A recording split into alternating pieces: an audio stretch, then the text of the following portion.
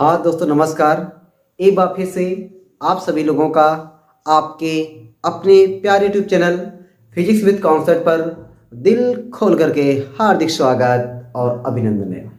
कैसे हो दोस्तों और कैसी चल रही है आप लोगों की पढ़ाई लिखाई। उम्मीद करता हूँ कि आप सभी लोग एकदम मस्त होंगे और आप लोगों की पढ़ाई एकदम बेहतरीन तरीके से चल रही होगी। तो जैसा कि दोस्तों हमने पिछली वीडियो में बात किया हुआ था कि हम सभी लोग टोटल एग्जाम तक 30 वीडियो तो पक्का देखते हैं और 30 वीडियो में कैसे कैसे मैंने सब कुछ बताया हुआ था। वो आप अगर वीडियो नहीं देखे हैं जा कर के एक बार पहले स्ट्रेटजी को समझ लीजिए कि हमारी अब आपके एग्जाम तक क्या स्ट्रेटजी रहने वाली है, हम कैसे आपको वीडियो देने वाले हैं और कैसे आपको पढ़ना है। बाकी बीच बीच में दोस्तों हम आपको अलग से वीडियो बनाएंगे कि स्ट्रेटजी के बारे में कि हमें कैसे कैसे क्या करना है क्या नहीं करना है। बाकी एक बार वो 12-13 मिनट की वीडियो है, उसको जा करके बढ़िया तरीके से देखेंगे तब आपको ये समझ में आएगा कि हाँ अब सर क्या चाह रहे हैं और हमें सर के अनुसार कैसे काम करना है। उस वीडियो के मुताबिक अगर हम बात करें तो आज की ये मोस्ट इम्पॉर्टेंट डेरिवेशन की नंबर 1 यानी पहला लेक्चर है। हम लोग दोस्तों टोटल 14 वीडियो लेने वाले हैं मोस्ट इम्पॉर्टेंट डेरिवेशन के ऊपर और उस डेरिवेशन में पहला आपका क्लास आज का है ये। और पहले क्लास में दोस्तों आज हम लोग कम से कम 7 से 8 वेरी इंपॉर्टेंट डेरिवेशन आपके मतलब यूनिट वन से लेने वाले हैं। टोटल 14 यूनिट हैं और पहले यूनिट में टोटल हम लोग 7 से 8 क्वेश्चंस लेने वाले हैं। भली से वीडियो आपकी 45 से 50 या लगभग 1 घंटे की हो जाएगी, लेकिन बढ़िया तरीके से ईमानदारी से A to Z जितनी भी चीज़ें इंपॉर्टेंट बताई जा रही हैं सबको बढ़िया तरीके से लिख करके इतना बढ़िया तरीके से इसको प्रैक्टिस कर लेना है कि एग्जाम में अगर ये आ जाए तो छूटने ना पाए भैया। एग्जाम में अगर ये आ जाए तो छूटने ना पाए, दौड़ा के करके आपको आना है। तो शुरू करते हैं दोस्तों आज की शानदार ज़बरदस्त क्लास का। आप बढ़िया तरीके से रफ कॉपी या जो भी आप अगर नोट्स बनाना चाहते हैं नोट्स कॉपी लेके बैठे, हर एक चीज़ को बढ़िया तरीके से साफ साफ लिख करके उसको लिख करके बढ़िया तरीके से प्रैक्टिस करें। तो शुरू करते हैं बिना देर के हुए। आज का ये बेहतरीन वेरी इंपॉर्टेंट और इतनी बार आ चुका है कि अब इसका चांस थोड़ा कम रहता है क्योंकि ये सबको बढ़िया तरीके से आता है, लेकिन दोस्तों हर बार आया है तो क्यों ना इस बार छप जाए, कोई पता नहीं है। तो लेकिन भैया इसको लेके चलते हैं और ये अपने एग्जाम मतलब बोले तो क्लास 12 में सबसे बढ़िया सबको डेरिवेशन यही लगता होगा, है ना। सबसे इजी डेरिवेशन दोस्तों अगर मैं कहूँ तो सबसे पहले डेरिवेशन यही सबको आता होगा क्योंकि सब लोग जब क्लास 12 में एंट्री मारते हैं कुछ ही दिन बाद ये डेरिवेशन आता है।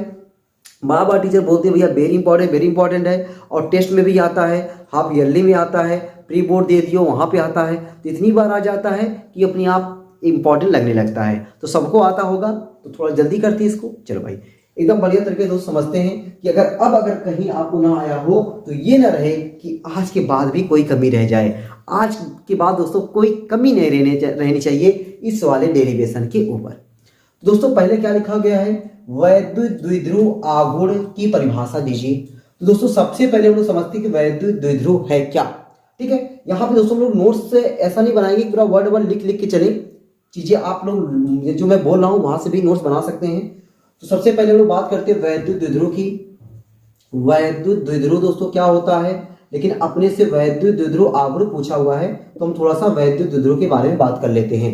तो दोस्तों वैद्युत द्विध्रुव को याद करने के लिए दिमाग में बैठाने के लिए एक ऐसी फिगर बना लिया करो कि वैद्युत द्विध्रुव एक ऐसा निकाय है जिसमें दो बराबर और विपरीत आवेश, देखो ये भी क्यों है ये भी क्यों है तो बराबर हो गए, विपरीत क्यों मैंने बोला, यहाँ माइनस है यहाँ प्लस है। वैद्युत द्विध्रुव एक ऐसा निकाय है, वैद्युत द्विध्रुव एक ऐसा निकाय है जिसमें दो बराबर और विपरीत आवेश एक दूसरे से अल्प दूरी पर स्थित होते हैं। वैद्युत द्विध्रुव एक ऐसा निकाय है जिसमें दो बराबर और विपरीत आवेश एक दूसरे से अल्प दूरी पर स्थित होते हैं और दोस्तों इनके बीच का जो डिस्टेंस होता है उसको हम लोग मान लेते हैं 2n। ठीक, ये वैद्युत द्विध्रुव हो गया, इलेक्ट्रिक डाइपोल हो गया। लेकिन आपसे डिफिनेशन क्या पूछा हुआ है, वैद्युत द्विध्रुव आघूर्ण की परिभाषा दीजिए। तो वैद्युत द्विध्रुव आघूर्ण क्या है, इलेक्ट्रिक डाइपोल मोमेंट क्या है, वैद्युत द्विध्रुव आघूर्ण वैद्युत द्विध्रुव आघूर्ण। इसको दोस्तों याद करने के लिए सिर्फ ये फार्मूला याद कर लो, P equal to 2LQ। P equal to 2LQ, यही में इसकी पूरी परिभाषा हो गई। P इक्वल टू 2LQ में इसकी पूरी परिभाषा हो गई। क्या क्या परिभाषा हो गई भाई? परिभाषा कैसे हुई? दोनों आवेशों के बीच की दूरी, देखो 2L क्या है, ये आवेश, दोनों आवेशों के बीच की दूरी, मेरे साथ साथ बोलते चलना, मेरे साथ साथ बोलना, दोनों आवेशों के बीच की दूरी, दोनों आवेशों के बीच की दूरी और आवेश के परिमाण के गुणनफल को, या माइनस भी हो सकता था प्लस भी हो सकता था, परिमाण ले लोगे तो माइनस रहेगा तब भी प्लस हो जाएगा, और प्लस है तो प्लस रही करेगा, है ना। दोनों आवेशों के बीच की दूरी, दोनों आवेशों के बीच की दूरी और आवेश के परिमाण के गुणनफल को वैद्युत द्विध्रुव आघूर्ण कहते हैं। लो भैया डेफिनेशन तैयार। दोनों आवेशों के बीच की दूरी, आवेश के परिमाण के गुणनफल को वैद्युत द्विध्रुव आघूर्ण कहते हैं। बस इतना आपको याद करना है। और ये कहां से याद करना है? इस फार्मूले से। उसके बाद अगर दोस्तों ये परिभाषा अगर आपको याद हो गया है, यहां से इसका मात्रक, यहां से इसका मात्रक, यहां से इसकी बीमा, यहां से इसकी बीमा, और दोस्तों यहां से ये कैसी राशि है, ये दोस्तों अपने को सेट करना है, बनाने आना चाहिए। 2L दोस्तों दूरी है, दूरी का मात्रक होता है मीटर, और क्यों आवेश है, आवेश का मात्रक होता है कुलाम, तो कुलाम मीटर बोलो चाहे मीटर कुलाम बोलो, तो मैंने कुलाम मीटर लिख दिया। आवेश का मात्रक कुलाम, दूरी का मात्रक मीटर, मीटर कुलाम।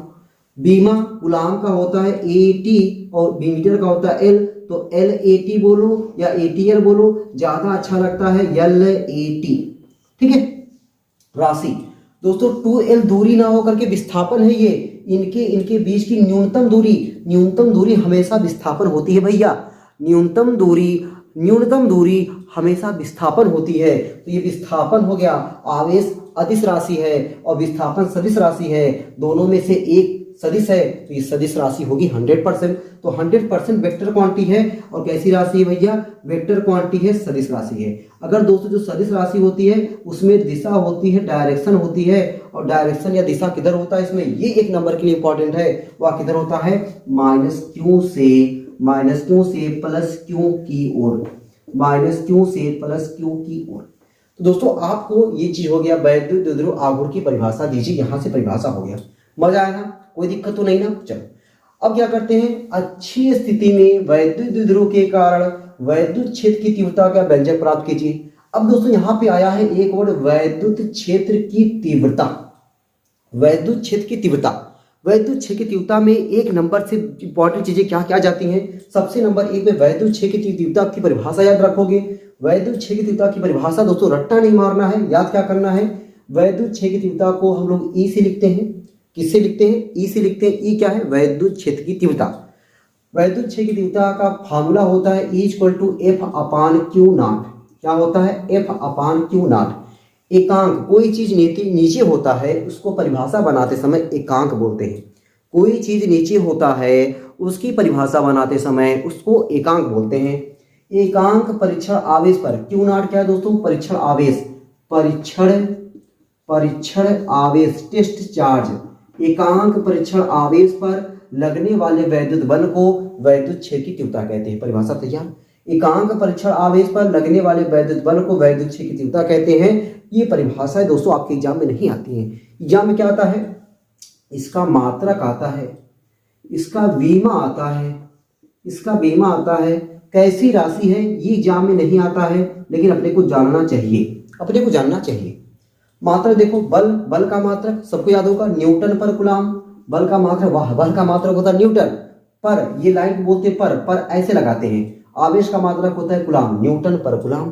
एक और मात्रक दोस्तों याद करोगे, वो फार्मूला मैं लिख दे रहा हूं, आगे भी मिलेगा फार्मूला। E = होता है ΔV/ΔX। आगे दोस्तों ये फार्मूला मिलेगा E का, ठीक ना। डेल्टा V क्या है? विभवांतर। डेल्टा S क्या है? दूरी। विभवांतर का मात्रक होता है वोल्ट। विभवांतर का मात्रक क्या होता है? वोल्ट बटे, ये बटा हो गया, दूरी का मात्रक होता है मीटर, वोल्ट पर मीटर। दो मात्रक साथ साथ याद रखोगे, न्यूटन पर कूलम और दूसरा मात्रक क्या रखोगे? वोल्ट पर मीटर, ठीक। बीमा की बात करते हैं। बल का बीमा सबको याद होगा, mLT-2, mLT-2, और चार्ज का होता है AT ये ऊपर जाएगा तो MLT-3A-1 ये बीमा हो गया। राशि कैसी है, बल है सदिश राशि, आवेश है अदिश राशि, दोनों में से एक सदिश है तो 100% सदिश, तो ये कैसी राशि, वेक्टर क्वांटिटी है, सदिश राशि है। और सदिश राशि है दोस्तों, इसमें दिशा होगी और दिशा किधर होता है, बल की दिशा में। दिशा किधर होता है, बल की दिशा में। दिशा किधर हो जाएगा, बल की दिशा में इसकी दिशा होती है। ठीक है। और दोस्तों ई में एक चीज और याद करना है कि बिंदु आवेश के कारण वैद्युत क्षेत्र की तीव्रता, केवल फार्मूला याद करना है। बिंदु आवेश के कारण वैद्युत क्षेत्र की तीव्रता इक्वल टू फार्मूला होता है Q/R²। इसी को दोस्तों हम लोग ऐसे लिखते हैं 1/4πε0 Q/R²। ये दोस्तों केवल फार्मूला आपको याद रखना है, बस इतनी चीजें। ई क्या है, वैद्युत क्षेत्र की तीव्रता, के क्या है, कूलाम नीतांक या नीतांक बोल दो, क्यों क्या है, आवेश, आर क्या है, बिंदु आवेश से, यानी जो अपना बिंदु आवेश है इससे जहां पे वैद्युत क्षेत्र की तीव्रता निकालना है उनके बीच की दूरी, उनके बीच की दूरी। अब साइलेंट को क्या बोलते हैं, वायु या निर्वात की वैद्युशीलता, वायु या निर्वात की वैद्युशीलता। इसका दोस्तों मात्रक वेरी इंपॉर्टेंट है, मात्रक याद रख लेना, coulomb square per newton metre square, coulomb square per newton metre square. बस दोस्तों इतनी बात है। अब आते हैं हम लोग डेरिवेशन पे। इसके डेरिवेशन पे अब आते हैं। इतने दोस्तों मैं केवल एक नंबर, मतलब केवल बड़े नंबर में टारगेट नहीं किया, मैंने क्या किया आपको कि इस पे एक नंबर का क्वेश्चन ये आपके एग्जाम में आता है, ये आपके एग्जाम में आता है, ये भी मैंने बताया। आपके अति लघुत्तरी में वैद्युत द्विध्रुव आघूर्ण की परिभाषा आ जाता है, वो भी मैंने बताया आपको। साथ ही साथ ये फार्मूले के बारे में थोड़ा जिक्र किया, ये सब कुछ बताया ताकि आपको बढ़िया तरीके से सब कुछ समझ में आता रहे। ठीक ना, ये नहीं केवल 5 नंबर वाली बड़े नंबर वाले टारगेट करके केवल उसी को बता रहे, नहीं, बेस से एकदम आपको मैंने बताया। ठीक है, मैं साइड हो जाता हूँ भाई, सब चीज बढ़िया तरीके से आप नोट कर लो। अब आते हैं दोस्तों अपने अगले वाले डेरिवेशन, मतलब जो डेरिवेशन जो मेन डेरिवेशन अपने को करना है। ठीक है, इन सबको मैं इरेज करता हूँ।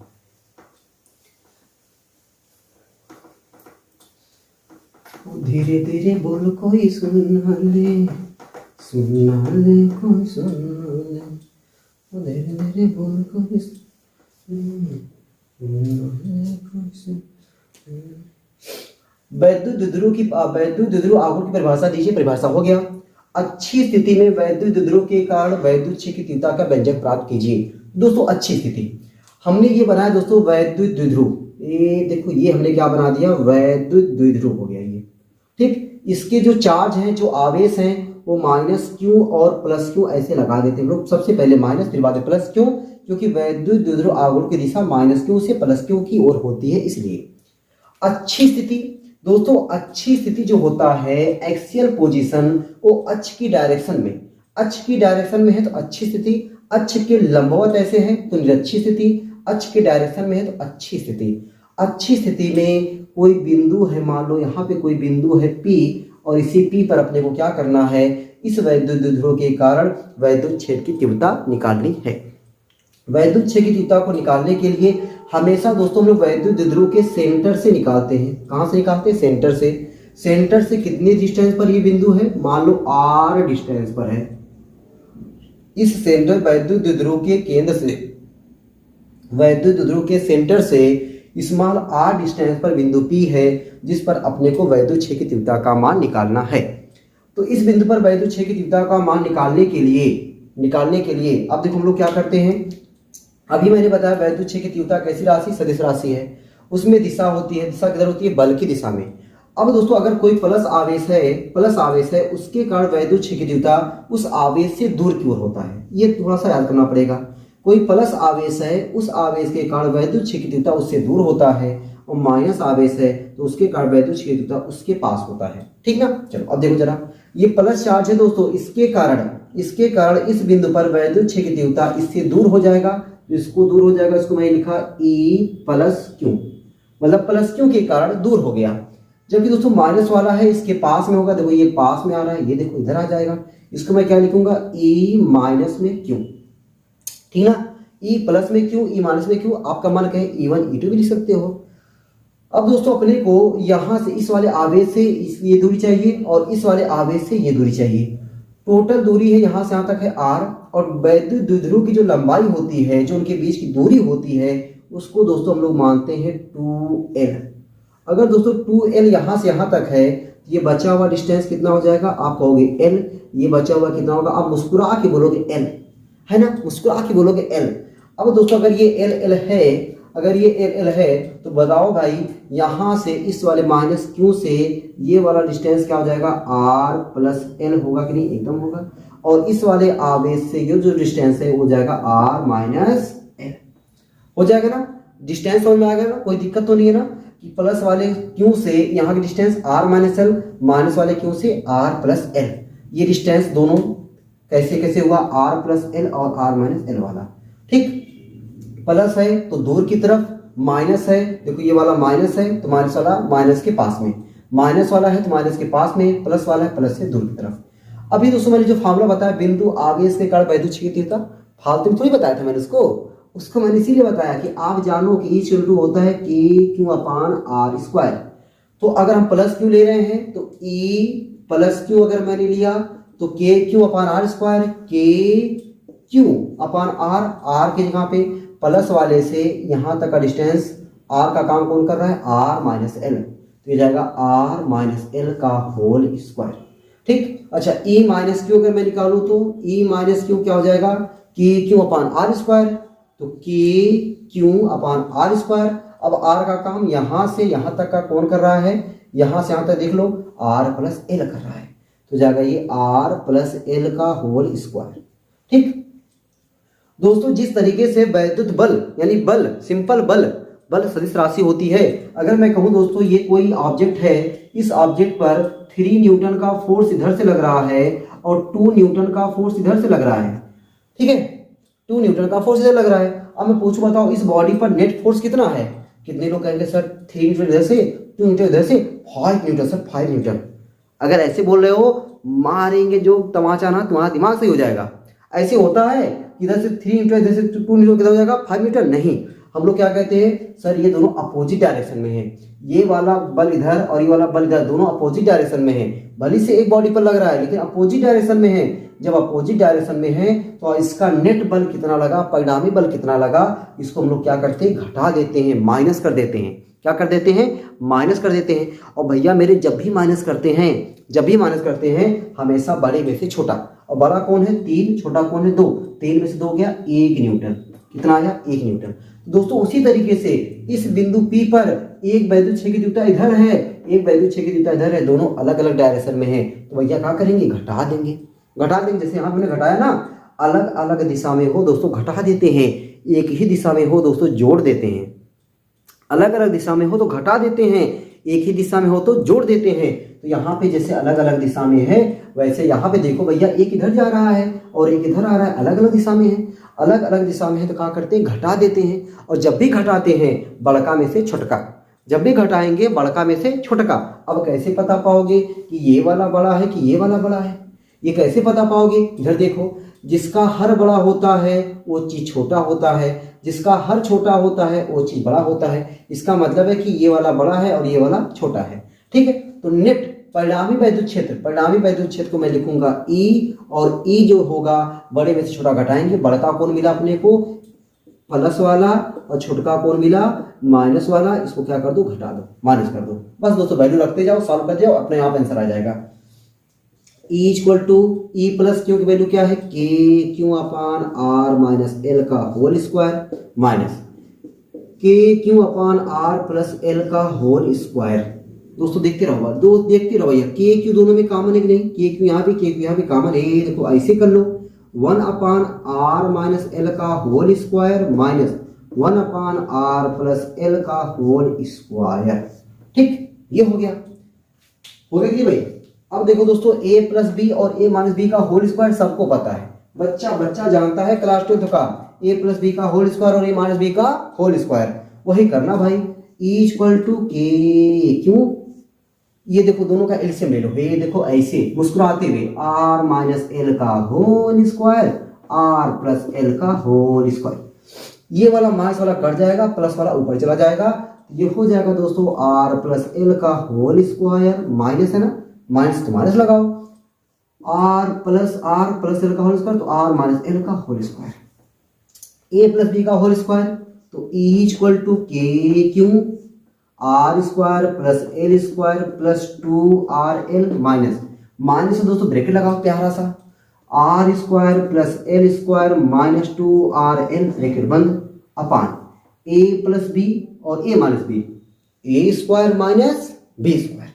तो A square minus B square का होल स्क्वायर है, देखो whole square whole square whole square लगा दो।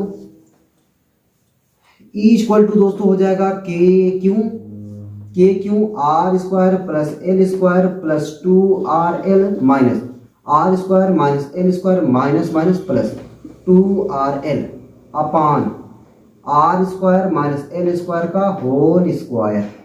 ये हो गया भैया।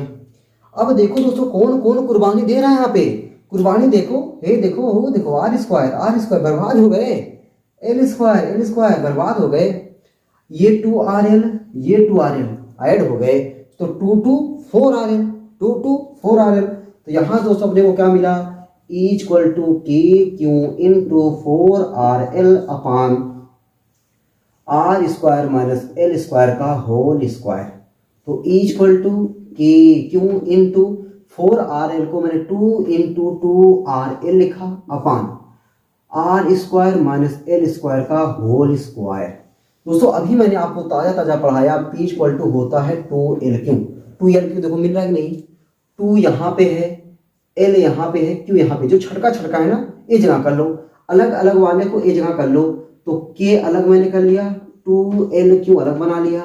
तो 2LQ जब बनाया तो क्या बचा, एक 2 बचा, ये वाला एक R बचा, 2R बेचारा बच गया, ऐसे लिख दो अपान। अब दोस्तों जी ये देखो ये चीज क्या, देखो मैं क्या दिखाने जा रहा आपको कि यहाँ से यहाँ तक ये R है और इतना ही L है, यहाँ से यहाँ तक R है और इतना ही L है।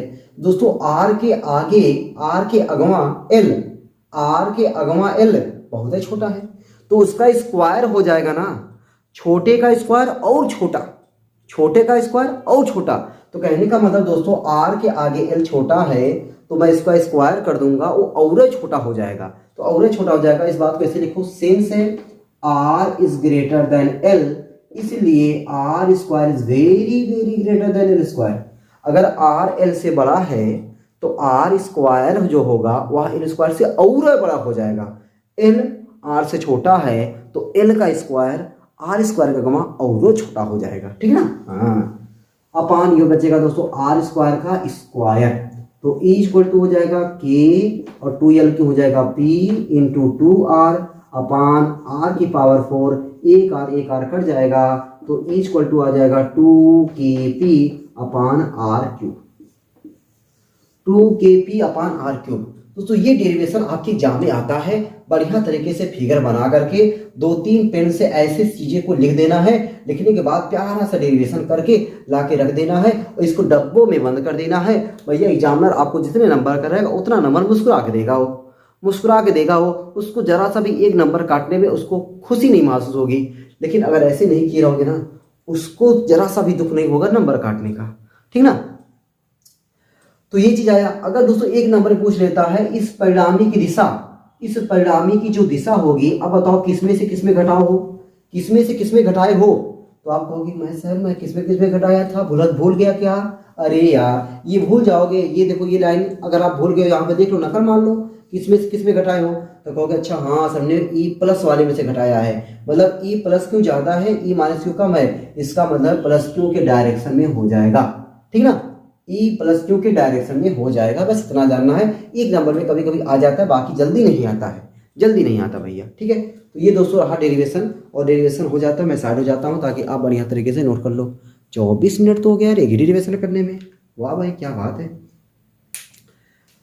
चलो दोस्तों इसके बाद दूसरा डेरिवेशन पे आते हैं, दूसरे इंपॉर्टेंट डेरिवेशन पे, ठीक है। मैं इसको इरेज कर दूं, इरेज करता भाई, ठीक है। दूसरे इंपॉर्टेंट डेरिवेशन पे आते हैं। एक इंपॉर्टेंट डेरिवेशन हमने करा दिया और दूसरे इंपॉर्टेंट डेरिवेशन पे आते हैं। और चलो फिर मैं इसको और इरेज करूँ तब, जब मैं पहले क्वेश्चन पढ़ लूँ तब, ठीक ना। क्वेश्चन मैं पढ़ लूँ तब जाके दूसरे वाले पे डेरिवेशन पे आता हूँ। अब उसको मैं लिख नहीं रहा भाई, केवल पढ़ दे रहा हूँ। दूसरा देखो क्या है कि वैद्युत द्विध्रुव की निरक्षी रेखा के किसी बिंदु पर वैद्युत क्षेत्र की तीव्रता का व्यंजक प्राप्त कीजिए। ये दोस्तों अपने लिए इंपॉर्टेंट है। तो अच्छी और निरक्षी दोनों तैयार होना चाहिए। अच्छी और निरक्षी, एक्सियल पोजीशन और इक्वेटोरियल पोजीशन दोनों बढ़िया तरीके से तैयार होना चाहिए। अब आते हैं बारी किसकी है, इक्वेटोरियल पोजीशन की बारी है, ठीक ना। इसको मैं इरेज कर देता हूँ, ठीक। मैंने सोचा था 45-50 मिनट की ये वीडियो रखूंगा, उसमें कई सारे डेरिवेशन हो जाएंगे, लेकिन मैं जब पढ़ाने लगता हूँ ना एकदम आपको बेसिक से पढ़ाने लगता हूँ और इसी में टाइम मेरा ज़्यादा हो जाता है। चलो कोई बात नहीं यार, टाइम ज़्यादा हो जा रहा है ना, तुम लोग अगली वीडियो में गाली बकोगे, होगे सर ये कैसे 45-50 मिनट में केवल 2-3 डेरिवेशन, मुझे शोध नहीं कर रहा है यार।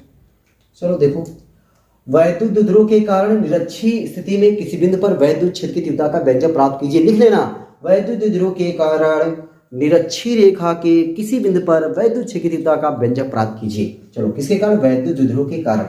ए वैद्युत ध्रुव कहाँ है भाई, तो ए यहाँ हूँ, ये है दोस्तों क्या अपना वैद्युत ध्रुव, क्या है ये वैद्युत ध्रुव है।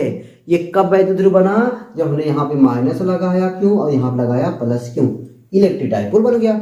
अब दोस्तों इलेक्ट्रिक डाइपोल जो है इसका ये सेंटर है, सेंटर कहाँ लेते हैं, हमेशा दोस्तों हम लोग सेंटर से ही निकालते हैं। कहाँ सेंटर से निकालते हैं, ये वैद्युत ध्रुव दोस्तों वाकई में बहुत ही छोटा होता है, इसलिए सेंटर से निकालते हैं। सेंटर से दोस्तों ये आर डिस्टेंस पर कोनो बिंदु है P और इसी P पर अपने को क्या चाहिए, परिणामी वैद्युत क्षेत्र की तीव्रता चाहिए। क्या चाहिए, परिणामी वैद्युत क्षेत्र की तीव्रता। अभी मैंने सिखाया आपको, अगर कोई प्लस आवेश है उसके कारण वैद्युत क्षेत्र दूर होता है, जबकि माइनस आवेश है, माइनस क्यों है, उसके कारण वैद्युत क्षेत्र पास होता है। सोच लो, माइनस है तो पास होगा, प्लस है तो दूर होगा, बस इतना याद करना है, उसको अप्लाई करो। ये माइनस है ना, ये माइनस है तो माइनस के कारण दोस्तों क्या होगा, पास होगा। ये देखो यहाँ पास हो गया, इसको क्या लिखोगे, ई माइनस में क्यों, ठीक। अच्छा, प्लस वाले के कारण क्या हो जाएगा, प्लस वाले के कारण दूर हो जाएगा, ये यहाँ देखो दूर हो गया, इसको क्या लिखोगे, ई प्लस क्यों, ठीक है, एकदम बढ़िया, मजा आ गया। अच्छा, उसके बाद दोस्तों हमने क्या निकाला था, डिस्टेंस निकाला था, माइनस क्यों से इसकी डिस्टेंस, प्लस क्यों से इसकी डिस्टेंस। डिस्टेंस निकालने के लिए दोस्तों ये बताओ पहले, यहाँ से यहाँ का डिस्टेंस क्या होता है, जल्दी बोलो जल्दी बोलो जल्दी बोलो, क्या होता है। तो आप कहोगे सर ये वैद्युत ध्रुव के बीच की दूरी है, ये तो 2l होता है। अगर 2l होता है तो ये डिस्टेंस हो जाएगा l, और भैया मेरे ये भी हो जाएगा l। अगर दोस्तों ये l हो गया, ये r हो गया, ये एक त्रिभुज बन गया, और ऐसे त्रिभुज को बोलते हैं समकोण त्रिभुज। क्या बोलते हैं, समकोण त्रिभुज, राइट एंगल ट्रायंगल। और राइट एंगल ट्रायंगल में ये सीधी रेखा है तो 90 डिग्री का कोण बन गया, और 90 के सामने की भुजा हाइपोटेनस कर्ण बोलते हैं, और ये हो जाएगा लंब, और ये हो जाएगा आधार। आधार पता है, लंब पता है, कर्ण कोण नहीं निकाल लेगा, कर्ण कोण नहीं निकाल लेगा। अरे भैया हमने पढ़ा कभी पाइथागोरस थ्योरम कि कर्ण का स्क्वायर बराबर लंब का स्क्वायर प्लस आधार का स्क्वायर, पढ़ा है ना, आधार का स्क्वायर। तो कर्ण बराबर क्या हो जाएगा, ये स्क्वायर उधर भेजो, करड़े में लंब का स्क्वायर प्लस आधार का स्क्वायर, और लंब कितना है आर स्क्वायर, आधार कितना है एल स्क्वायर, हो गया। दोस्तों ये जो मिला अपने को कितना मिला, रूट में R square plus L square, और जितना ये होगा वही इतना ये भी होगा, क्योंकि जितना ये होगा उतना ये भी होगा ना, एकदम होगा, ठीक। चलो भाई, अच्छा मान लेता हूँ दोस्तों ये कोण है थीटा, ये कोण है चीटा, ठीक है, और ये बाहर वाला कोण हो जाएगा 2 थीटा, ठीक है। लेकिन जब दोस्तों मैं इसको बीच में से, क्यों बीच में से, जैसे मान चलो कि ये कोई वस्तु है, इस वस्तु पर एक फोर्स इधर लगा और एक फोर्स इधर लगा। अब ये दो फोर्स लग रहे हैं, इन दोनों का परिणामी किधर होगा, हमेशा बीच में होगा, किधर होगा, हमेशा बीच में। वैसे दोस्तों एक वेक्टर इधर है, एक वेक्टर इधर है, इन दोनों का परिणामी इधर वेक्टर बीच में आएगा, और इसको मैं क्या लिखूंगा, ई लिखूंगा। लेकिन दोस्तों जब टोटल एंगल क्या था, ये 2 थीटा था, जब टोटल एंगल 2 थीटा है, जब उसके बीच से जाएगा तो 2 थीटा में थीटा ये हो जाएगा, थीटा ये हो जाएगा ना। अच्छा, आपको दोस्तों वेक्टर चैप्टर में पढ़ा है कि अगर कोई ये वेक्टर है और ये वेक्टर ए, मान लो ये वेक्टर जो ए है, अगर इसके साथ थीटा एंगल बना रहा है तो इस वेक्टर ए के 2 कंपोनेंट होते हैं। इस वेक्टर ए के कितने कंपोनेंट होते हैं, 2 कंपोनेंट होते हैं। एक कंपोनेंट जिसके साथ थीटा बनाएगा कॉस में, और जिसके साथ ये वाला थीटा नहीं बनाएगा इसके साथ साइन में, ऐसे होता है। अगर दोस्तों यही वेक्टर ए यहाँ पे इसके साथ थीटा नहीं बनाता, इसके साथ थीटा बनाता तो ये वाला कंपोनेंट हो जाता कॉस में और ये वाला कंपोनेंट हो जाता साइन में। तो मिला जुला के बतिया क्या याद रखोगे कि जो वेक्टर होता है अगर वो वेक्टर जिसके साथ थीटा बनाएगा कॉस में, जिसके साथ थीटा नहीं बनाएगा साइन में, उसके कंपोनेंट घटक हो जाते हैं। तो भैया मेरे ये जो ई प्लस क्यू है इसके दो घटक मिलेंगे, एक इधर वाले घटक और एक इधर वाला घटक, ठीक ना, एक यहाँ घटक एक यहाँ घटक। उसी तरीके से E2 के यहाँ थीटा बना रहा है, इसके भी दो घटक, एक घटक इधर हो जाएगा और एक घटक ये वाला हो जाएगा। फिर से बात समझना भैया, एक बार फिर से इस बात को समझना, इसी में गलती कर देते हो आप लोग और अब की बार गलती नहीं करना है, अब की बार आपको गलती नहीं करना है क्योंकि यही है अंतिम बात, यही है दोस्तों अंतिम बार। हमने क्या बताया, यहाँ पे जो पॉइंट है इस पॉइंट पर ए वेक्टर इधर आया ई प्लस ई माइनस क्यू में लिखा, ए वेक्टर इधर गया उसको हमने क्या लिखा ई प्लस क्यू में लिखा और बताया कि इसका इन दोनों का परिणामी किधर आएगा बीच में ही आएगा। तो जो 2 थीटा था एक थीटा यहाँ हो गया एक थीटा यहाँ पे हो गया, ठीक। ये वेक्टर इसके साथ कोण बना रहा है कि नहीं, तो इस वेक्टर के जो दो कंपोनेंट होंगे, एक कंपोनेंट एक ये हो जाएगा और एक एक कंपोनेंट ये हो जाएगा और सेकंड कंपोनेंट ये होगा। इस वेक्टर के कंपोनेंट एक ये, इसके साथ थीटा बना रहा है तो ये कॉस में और ये साइन में हो जाएगा। तो इसको मैं क्या बोलूंगा, क्या बोलूंगा ई प्लस में क्यू कॉस थीटा, इसको मैं क्या बोलूंगा ई प्लस में क्यू साइन थीटा। उसी तरीके से दोस्तों इस ई माइनस क्यू के भी दो कंपोनेंट होंगे, एक कंपोनेंट ये वाला और एक कंपोनेंट ये वाला। ये वाला जो कंपोनेंट होगा इसको मैं बोलूंगा ई माइनस में Q cos theta, sine theta नहीं बना है तो साइन में साइन थीटा और यहाँ पे थीटा बना है इसके साथ तो ये हो जाएगा मैं इसको कहाँ पे लिखूँ, चलो यहाँ दे देता हूँ ई माइनस में क्यू कॉस थीटा, ठीक। तो ये साइन में, ये कॉस में, ये साइन में, ये साइन में, ठीक। वैसे दोस्तों यहाँ पे तो ये जगह थोड़ा यहाँ पे कम है, यहाँ पे जगह ज्यादा है, ये फिगर समझो यहाँ पे सेट कर दो, कर सकते हो लेकिन मैं यहाँ पे लिखता हूँ। तो ये क्या हो जाएगा ई प्लस में क्यू साइन थीटा और यहाँ पे क्या हो जाएगा ई प्लस में क्यू कॉस थीटा। अच्छा इसके कंपोनेंट हो जाएंगे ई माइनस में क्यू साइन थीटा और इधर हो जाएगा ई माइनस में क्यू कॉस थीटा। दो कंपोनेंट हो गए ना, बढ़िया एकदम बढ़िया, कोई दिक्कत नहीं ना, कोई दिक्कत दुख तकलीफ नहीं ना, एकदम आसान है। चलो भैया आसान है, भैया आसान है, बोल दिया करो आसान है। अब दोस्तों अगर ये आसान है तो ध्यान देखो, पहले हम लोग ई प्लस क्यू और ई माइनस क्यू निकाल लेते हैं, ई प्लस क्यू और ई माइनस में क्यू निकाल लेते हैं। जैसे वहां पे E plus Q minus Q निकाला था, ई प्लस में क्यू इक्वल टू फार्मूला क्या होता है, बेसिक फार्मूला एकदम के क्यू अपान आर स्क्वायर। क्या होता है फार्मूला के क्यू अपान आर स्क्वायर। तो दोस्तों यहाँ पे के क्यू अपान आर जगह पे ये वाला डिस्टेंस समझो, चाहे ये वाला डिस्टेंस समझो, दोनों बात एक ही है। प्लस क्यू लेंगे ये वाला डिस्टेंस, माइनस क्यू लेंगे ये, लेकिन दोनों डिस्टेंस सेम ही है। तो रूट में आर जगह पे ये वाला, आर जगह पे R square plus L square का होल स्क्वायर। और भैया अपना रूल कहता है अगर करड़ी का स्क्वायर है तो करड़ी फुर्र हो जाती है, तो करड़ी फुर्र हो जाएगी, क्या बनेगा K Q upon are square plus L square. जबकि दोस्तों ई माइनस क्यू का हो जाएगा E minus Q equal to K Q upon are square और आर में वही डिस्टेंस, रूट में R square plus L square का होल स्क्वायर, तो K Q upon are square plus L square, ठीक। अब दोस्तों यहाँ पे आपको एक कमाल की बात दिख रही है, जरा ध्यान से देख तो लो जनाब, ध्यान से देख लो तो जनाब, आपको कमाल की बात दिख रही है। और कमाल की बात क्या दिख रही पता है दोस्तों आपको, ये वैल्यू और ये वैल्यू दोनों वैल्यू सेम हैं। दोनों वैल्यू क्या हैं, सेम है भाई, सेम है। अगर दोस्तों दोनों वैल्यू सेम हैं तो अब बताओ, अब जितना ये ऊपर होगा उतना ये नीचे होगा। अगर ये प्लस में 5 होगा तो ये माइनस में 5 होगा और दोनों बेचारे मिलके बर्बाद हो जाएंगे, दोनों मिलके क्या हो जाएंगे, बर्बाद हो जाएंगे। तो ये वाला कंपोनेंट आपस में तबाह हो गया, ये वाला कंपोनेंट आपस में बर्बाद हो गया। जब दोस्तों ये वाला कंपोनेंट बर्बाद हो गया, लेकिन इस पे देखो, जिधर ये है उधर ये है, यानी दोनों एक ही डायरेक्शन में हैं, तो ये दोनों एक ही डायरेक्शन में एक ही दिशा में होने के कारण जुड़ जाएंगे। ये दोनों अलग अलग दिशा में होने के कारण बर्बाद हो गए और ये दोनों एक ही दिशा में होने के कारण जुड़ गए। तो यहाँ पे क्या बोलोगे कि E प्लस क्यू और E माइनस क्यू के कंपोनेंट यानी घटक करने पर साइन थीटा वाले घटक निरस्त हो जाते हैं, जबकि कॉस थीटा वाले कंपोनेंट जुड़ जाते हैं। ऐसे बोलोगे तब भी चलेगा, नहीं बोलोगे तब भी चलेगा, नहीं बोलोगे तब भी चलेगा, क्योंकि आपका फिगर बोल रहा है, आपका फिगर बोल रहा है दोस्तों। आपको बोलने की जरूरत नहीं है, आपको लिखने की जरूरत नहीं है, आपका फिगर सब कुछ बयान कर रहा है। ठीक है, तो परिणामी बिंदु P पर परिणामी वैद्युत क्षेत्र की तीव्रता उसको हम लोग बोलेंगे E, और E में क्या लिखेंगे, E minus Q cos theta plus E plus Q cos theta.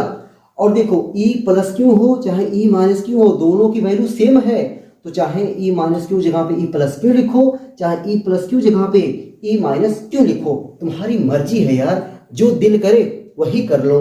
तो वो मेरी मर्जी है तो मैं करता हूँ, मैं माइनस को प्लस में कर दूं, E plus Q cos theta, और ये E plus Q cos theta है, E plus Q cos theta. जितना ये उतना ये, जितना ये उतना ये। जैसे आपसे पूछा जाए x प्लस एक्स क्या बताते हो, x प्लस एक्स 2x बोलते हो ना, तो वैसे दोस्तों E Q cos theta, E Q cos theta तो हो जाएगा 2E plus Q cos theta, मतलब 1 1 2 हो गया ना भैया। अगर दोस्तों 1 1 2 हो गया, अगर 1 1 2 हो गया तो हम लोग यहाँ पे कैसे लिखेंगे कि E इक्वल टू परिणामी वैद्युत क्षेत्र की तीव्रता E equal to 2E plus Q cos theta. देखो कितना आसान है, कितना आसान है, बस फालतू का डर रहे थे, फालतू का ना हाँ फालतू का डर रहे थे, अब एकदम डरना मना है।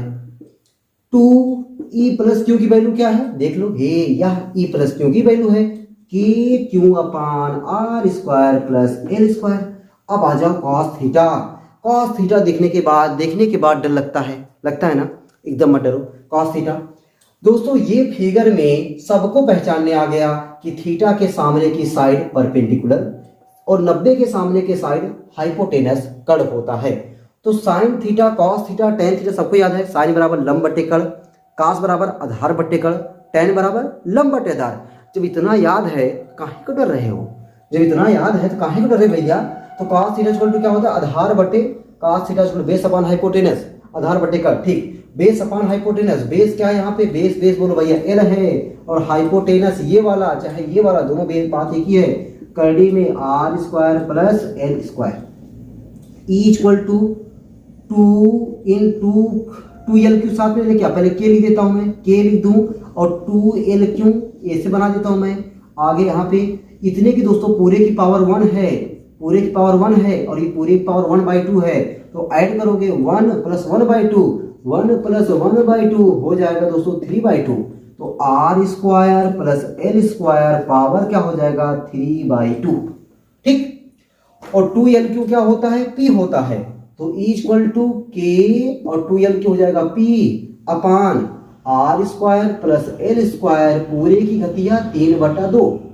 E equal to k p upon, वही बतिया फिर लिखो, since R is greater than L, चूंकि R L से ज्यादा है इसलिए R स्क्वायर बहुत है ज्यादा होगा L स्क्वायर से, R स्क्वायर बहुत है ज्यादा होगा L स्क्वायर से। तो अगर L स्क्वायर से बहुत ज्यादा है, L स्क्वायर से बहुत ज्यादा है कौन, R स्क्वायर, तो R स्क्वायर के अगमा L स्क्वायर का हो जाएगा 0 हो जाएगा, क्या हो जाएगा 0। तो R स्क्वायर ये 0 हो गया, हटा दो, पावर क्या हो जाएगा 3/2। तो E equal to k p upon power का मल्टीप्लाई करो, R स्क्वायर पावर 3/2, 2 बेचारा चल बसा, तो equal to k p upon R square, नहीं भैया के पी अपान आर क्यूब, के पी अपान आर क्यूब, ये फार्मूला आया भैया। ठीक ना, क्या है ये फार्मूला आ गया दोस्तों। और इसी के डेरिवेशन के लिए आपको बढ़िया नंबर मिलते हैं और आप लोग इसी को देख करके डर जाया करते हो, इसी को देख करके डर जाया करते हो। अब डरना मना है, अब मत डरना मेरे लाल, ठीक है। अब यहाँ से एकदम मत डरना, अब इसको बढ़िया तरीके से प्रैक्टिस कर डालना दोनों दोस्तों बढ़िया तरीके से प्रैक्टिस कर डालिएगा, ठीक है। चलो भाई अब आते हैं दोस्तों तीसरे वाई डेरिवेशन पर, और तीसरे वाई डेरिवेशन को मैं बोल रहा हूँ, ठीक है, मैं बोल रहा हूँ और उसको क्या करना है आपको नोट डाउन कर लेना है, ठीक है। इरेज कर दें इसको, मैं इरेज कर दूँ ना। चलो भाई 40 मिनट का, वाह भाई 2 ही डेरिवेशन हो गए 40 मिनट के, लगता है 3 ही या 4 डेरिवेशन हो ही पाएंगे आज, ठीक है। कोई बात नहीं भाई, एक वीडियो बना लेंगे डेरिवेशन के 4 से 5 वाले। 5 मैंने सोचा था, एक में 5 से 6, 6 से 7 करूंगा, यहाँ पे 3 ही 4, चलो कोई बात नहीं। पहला वीडियो 1 घंटे की कर दूंगा, कोई दिक्कत तो नहीं होना चाहिए ना तुम लोगों को। बढ़िया बढ़िया डेरिवेशन करवा रहा हूँ भैया एकदम, ठीक है। चलो भाई आ जाओ, तीसरा वाला जो दोस्तों क्वेश्चन है, और क्वेश्चन को मैं लिख नहीं रहा हूँ, आज का ये तीसरा क्वेश्चन है ये आज का, और तीसरे वाले क्वेश्चन में मैं बोल दे रहा हूँ कि अपना एग्जाम में कैसे क्वेश्चन पूछा गया है। एक समान वैद्युत क्षेत्र में स्थित वैद्युत द्विध्रुव पर लगने वाले बल युग्म के आघूर्ण के लिए व्यंजक प्राप्त कीजिए, इसके आधार पर वैद्युत द्विध्रुव आघूर्ण की परिभाषा दीजिए। ऐसे क्वेश्चन पूछा गया है। इसी क्वेश्चन को घुमा के भी कैसे पूछा गया है, एक समान वैद्युत क्षेत्र में स्थित वैद्युत द्विध्रुव पर लगने वाले बल आघूर्ण का व्यंजक प्राप्त कीजिए। सीधा सीधा एक समान वैद्युत क्षेत्र में स्थित वैद्युत द्विध्रुव पर लगने वाले बल आघूर्ण का व्यंजक प्राप्त कीजिए, सीधा सीधा पूछा हुआ है। और क्या पूछा हुआ है, वैद्युत द्विध्रुव तथा वैद्युत द्विध्रुव आघूर्ण से आप क्या समझते हैं, ये तुमने बता दिया था। वैद्युत द्विध्रुव और वैद्युत द्विध्रुव आघूर्ण से आप क्या समझते हैं। एक समान वैद्युत क्षेत्र में रखे वैद्युत द्विध्रुव पर लगने वाले महत्तम बल आघूर्ण का व्यंजक प्राप्त कीजिए तथा इसके आधार पर वैद्युत द्विध्रुव आघूर्ण की परिभाषा दीजिए। दोस्तों ये है क्वेश्चन। तो दोस्तों मैंने 3 क्वेश्चन पढ़ा और एक ही क्वेश्चन था, और बस अलग अलग लैंग्वेज में पूछा गया था। तो मिला जुला के क्या है आपका टॉपिक, एक समान वैद्युत क्षेत्र में रखे वैद्युत द्विध्रुव पर लगने वाले बल आघूर्ण का व्यंजक प्राप्त कीजिए। ये शुरू करते हैं ना एकदम। देखो दोस्तों ये जो लाइन में बना रहा हूं, इसको दोस्तों लोग बोलते हैं एक समान वैद्युत क्षेत्र। अब एक समान वैद्युत क्षेत्र आपके एग्जाम के लिए इंपॉर्टेंट थोड़ी है कि एक समान वैद्युत क्षेत्र क्या होता है। बाकी अगर मन में परिभाषा आ रही है सुनने की तो सुन लो कि एक समान वैद्युत क्षेत्र वह वैद्युत क्षेत्र होता है जहां पर वैद्युत बल रेखाएं एक दूसरे से समान दूरी पर हों, जहां पर इलेक्ट्रिक फील्ड लाइन एक दूसरे से इक्वल डिस्टेंस पर होती हैं। ऐसे इलेक्ट्रिक फील्ड को क्या बोलते हैं, यूनिफॉर्म इलेक्ट्रिक फील्ड बोलते हैं, एक समान वैद्युत क्षेत्र बोलते हैं। इस एक समान वैद्युत क्षेत्र में, इस यूनिफॉर्म इलेक्ट्रिक फील्ड में कोई रखा गया है, कौन, इलेक्ट्रिक डाइपोल वैद्युत द्विध्रुव रखा गया है। ये दोस्तों हमने रखा इलेक्ट्रिक डाइपोल, ये देखो ये दोस्तों हो गया डाइपोल। इसके जो चार्ज हैं वो है -Q और ये है +Q। अगर दोस्तों कोई वैद्युत मतलब कोई भी आवेश अगर एक समान वैद्युत क्षेत्र में है, ठीक है, अब देखो यहाँ पे प्लस होगा, यहाँ पे प्लस चार्ज होगा, तभी तो वैद्युत बल रेखाएं प्लस से दूर और माइनस की ओर हुई हैं। ये बनाने की जरूरत नहीं दोस्तों, मैं केवल ऐसे बना दे रहा हूं समझाने के लिए। ये प्लस रहा होगा, इधर माइनस रहा होगा, तभी वैद्युत बल रेखाएं इधर की तरफ गई है, तभी ये एरो इधर की तरफ ऐसे आया है, ये एरो, तभी ये एरो हीरो इधर बना है, ठीक ना।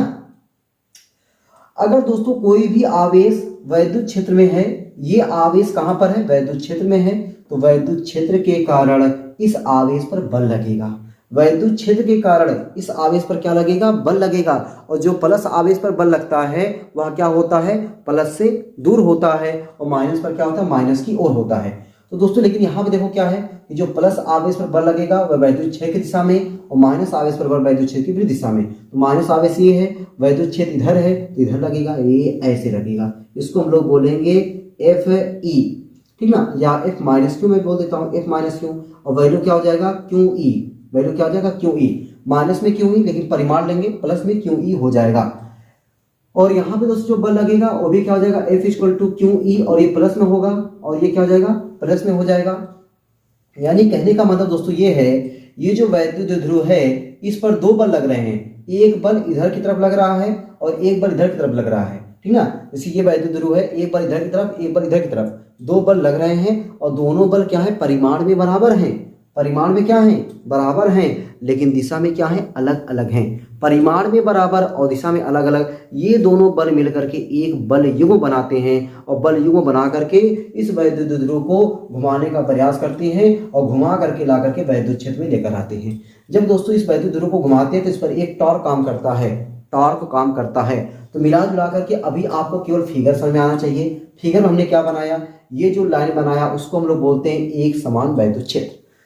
एक समान वैद्युत क्षेत्र को हमने लिखा ई से, इस पर हमने क्या रखा, इसमें एक वैद्युत द्विध्रुव रखा और वैद्युत द्विध्रुव की जो आवेश है माइनस क्यू है और प्लस क्यू है। माइनस क्यू पर बल लगा, वैद्युत क्षेत्र की विपरीत दिशा में वैद्युत क्षेत्र इधर है, इसके विपरीत इधर लगा, उसको क्या बल लगा, क्यू ई। जबकि वैद्युत क्षेत्र की दिशा में जो बल लगा है उसको क्या बोलेंगे, प्लस में क्यू ई। ठीक ना, ये है प्लस में क्यू है, एक माइनस में क्यू, लेकिन परिमाण लेंगे दोनों सेम हो जाएगा। ठीक, तो ये फिगर बना लेना है। फिगर बनाने के बाद दोस्तों आपको करना क्या है, थोड़ा सा इस फिगर में देखो, इसकी इस बार जो बल लग रहा है इसकी बल की क्रिया रेखा ये हो जाएगी, बल की क्रिया रेखा।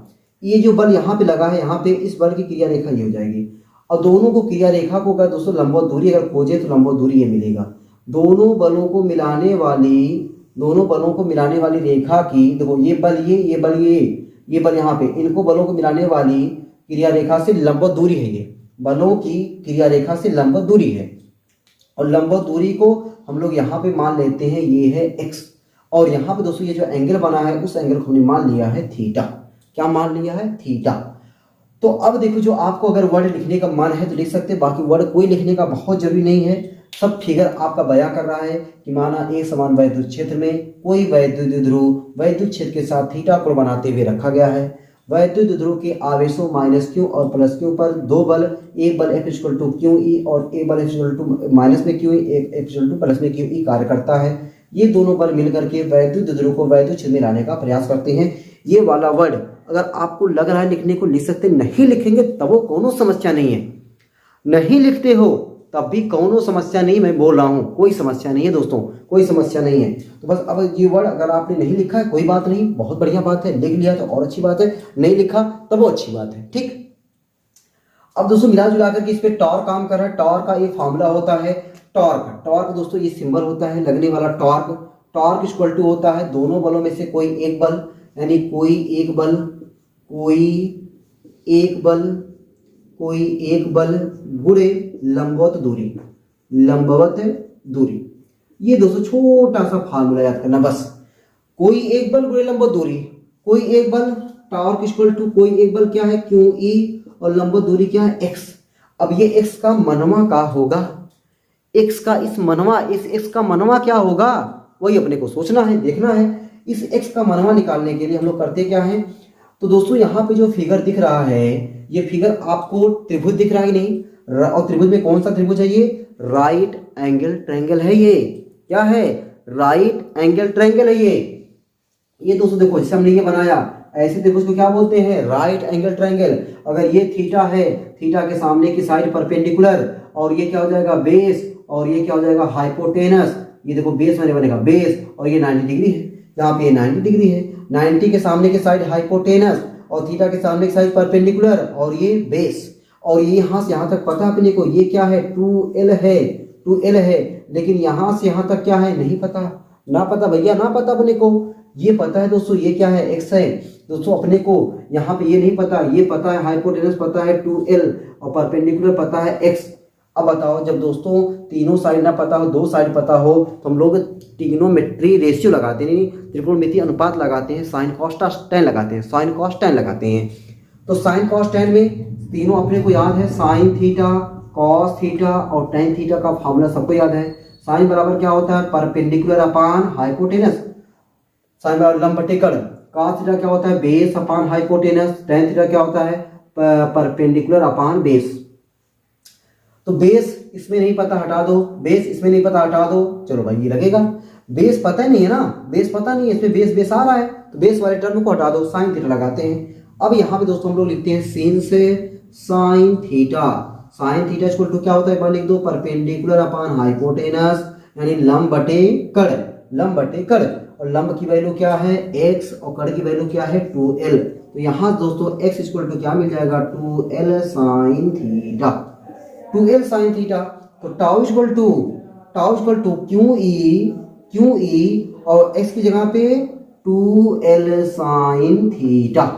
तो tau equal to 2L Q पढ़ा ना, 2L क्यों, वैद्युत द्विध्रुव आघूर्ण। तो 2L क्यों ई sine theta. Tau equal to 2L क्यों क्या बन जाता है पी ई साइन थीटा। ये दोस्तों फॉर्मूला निकल के आ गया, tau equal to p E sine theta. अब दोस्तों कभी कभी इसी को आपको वेक्टर फॉर्म में पूछ लेता है, कभी कभी इसी को वेक्टर फॉर्म में भी पूछ लेता है।